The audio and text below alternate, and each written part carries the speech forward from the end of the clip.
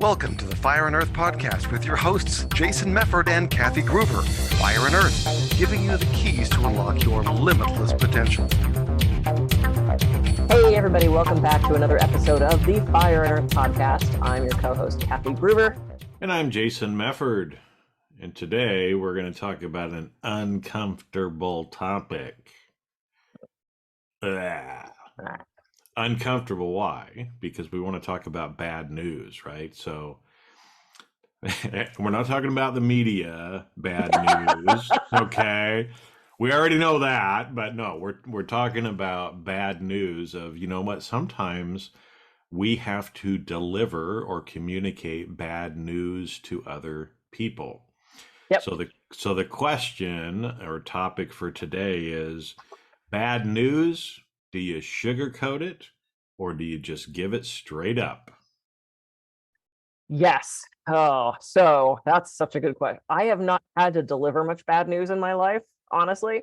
I'm a very direct communicator, and typically it's Capricorn that would have to deliver said news, and Capricorn is very da da da da da. So it probably wouldn't be completely out of character for me to walk up to somebody and go, "Your cat just died." You know, just like, oh my God! But now I've never had to say that to somebody.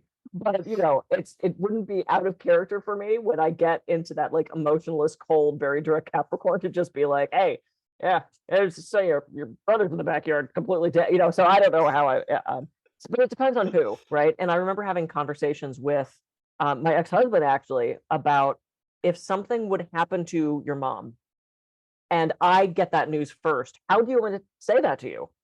Like, do you want me to sit you down? Do you want me to? And I've had conversations with my dad's girlfriend before he passed away. She and I had a long conversation about how do you want that news delivered? You know, I think that's an important thing to think about. Of how do you like to receive news?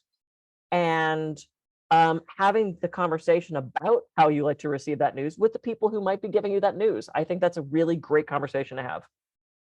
Yeah, because I think, you know, for me, I go back and forth. It kind of depends on the person, right? If I know enough about the person that I know how they like to receive hard messages or bad news, Yep. then I can, you know, then I'll tend to go that way, whichever way they prefer, right? You know, and again, I mean, people that are like D's on the disc, you know, they're like, just give it to me, right? Yeah. So most of them, you're going to be just kind of straight up to like, hey, dude, you know, sorry, but I just heard your mom died, right? Yeah. As opposed to somebody that you're going to kind of sugarcoat a little bit more. Yeah.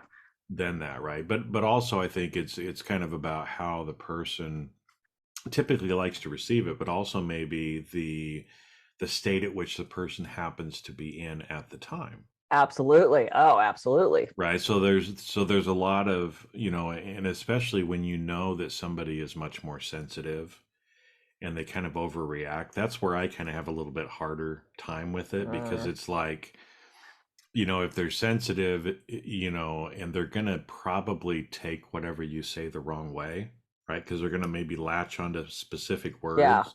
And so I get, you know, there it's a little bit harder to try to know exactly what to say, because it's like, it doesn't matter what I say, they're going to take it wrong. Right. Sure.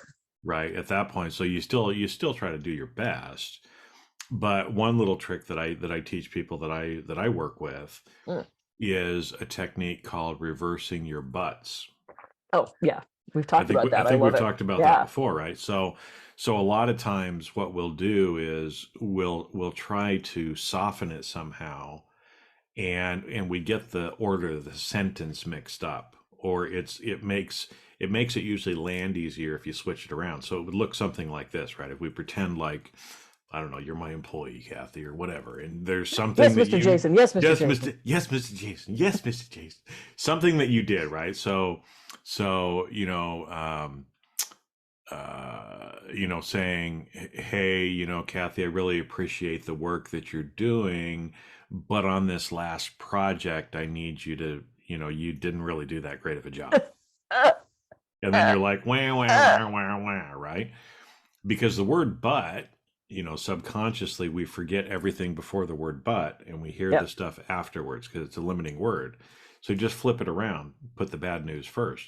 Yeah. Kathy, that last project, I don't know what the hell happened because that was not what you normally do, right? So I need you to do X, Y, Z next time. But I really appreciate, your dedication and blah, blah, blah, blah, blah, whatever, I right? quit. Yeah. So well, good. All right. Solve that problem. No, I tell people to do that too in my communication workshop. Put the bad news first and the compliment last. That report you turned in was awful. There was tons of spelling errors, but I love what you did with the pictures and the puppets. Yep. Great example, right? And so even that way, it's sometimes an easier way to deliver some of that bad news. Yeah. So just put the bad first. Yep. And then, well, that's kind of hard if you're like saying that somebody died, though. Hey, your mother just died, but I really like what you did with the house. Well, it probably has to be, relevant to. Your mother. I'm so sorry, your mother's dead, but she looks great. She's out of, but it becomes that she's no longer suffering. She's out of pain. Yeah. It's like you can frame it that way. Okay, I have a joke that is so pertinent to this, and I have to tell it. So, man's going on vacation, needs someone to watch his cat, so he gets one of his best friends to stay at the house, and he flies, to the other part of the world. And about 3 days in, the friend calls him and says, "Oh my God, your cat is dead. Your cat is dead. Your cat is dead. I'm so sorry. Your cat is dead." And the guy goes, "Jesus, man, like I'm on vacation. Like, couldn't you soften it a little bit? Like, you're completely ruining my trip. Maybe you could have said something. Your cat is stuck on the roof," and then like broke it to me gently. But this whole like just screaming, "My cat is dead. That's terrible. Don't do that again." And he heads off on his, continues his vacation. And a couple of days later, he gets a phone call from his friend again, who's watching the house, and says, "Your grandmother's on the roof."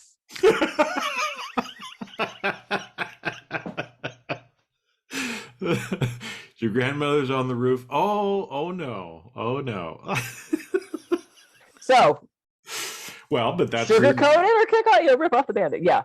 But again, that the guy on vacation, right? Like we were talking about before, he had communicated how he wanted to be communicated for. So even though it's funny, it's a joke, right? The guy watching the house was communicating in the way that he was asked to communicate.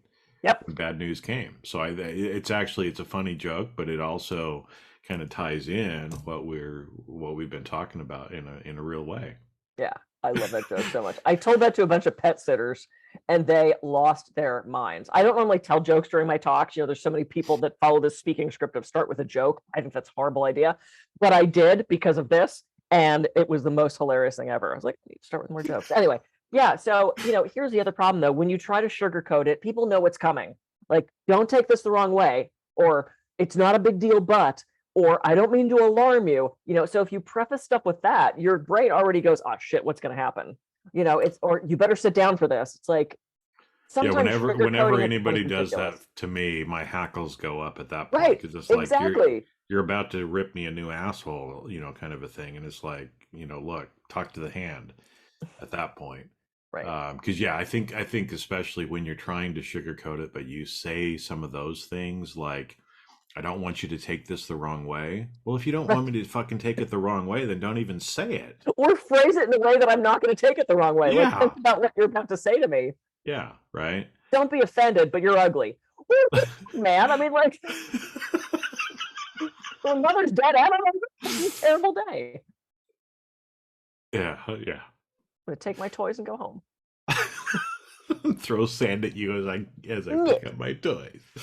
But no, because I think a lot of those things, when you try to sugarcoat it in kind of an inauthentic way like that, I think it makes things worse. Yeah. At least it does for me. It might be authentic, but it's just the person who's delivering news is uncomfortable with how to deliver it. Mm-hmm.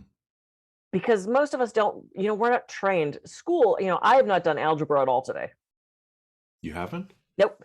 Or geometry, or geology, or geography. None of the geos. I've used no geos today. But what I have had to do is communicate with my partner, communicate with you, communicate with clients, express feelings, figure out feelings. All those things we're not at all trained to do. And this is where I think our school system fails miserably, is we're not taught how to be humans.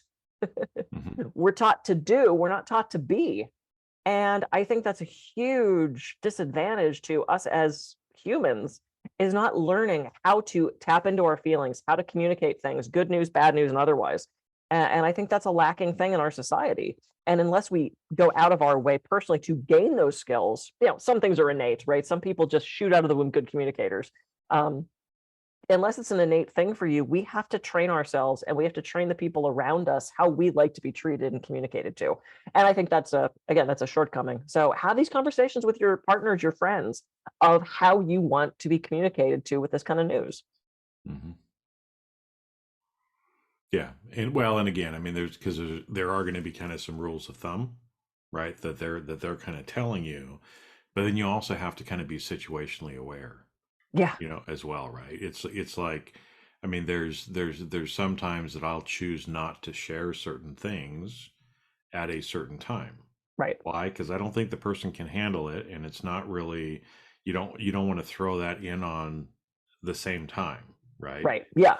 And then sometimes if they find out later, before I tell them, they're like, "How come you were withholding that from me?" Well, because I saw where you were at, and I didn't want to hit you with that at the same time, too. Sure.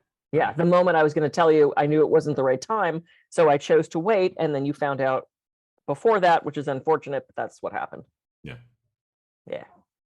Cool. No, but I think I like how you said that too, that we're taught to do things, but we're not really taught to be things. And that's very true. And like you said, a lot of these communication skills that we're talking about and how we're interacting in relationships with other people is the most important things. Like you said, I didn't do algebra or calculus today either, right? I'm not going to either. I might use some arithmetic later, maybe. Right. But I don't use arithmetic every day either. But I am communicating and in relationships with people every single day. Yep. So. True. Well, I'm happy to be in relationship with you. There you go. Me too. Yeah. And I don't have any bad news to deliver to you, right? I don't either. Nobody's stuck on the roof, so I think nobody's stuck on the roof. No. The cat gets up there occasionally and then comes right back down of his own accord. So there you go. It's fun. All right, everybody, go out. Have an amazing day. Communicate. Hopefully no bad news comes to you, or you don't have to deliver any today. But if you do, I hope it lands with grace and ease and compassion. I'm Kathy Gruber. I can be reached at kathygruber.com. And I'm Jason Mefford. I can be reached at jasonmefford.com. We'll catch you on the next episode of the Fire and Earth Podcast. See ya. See ya.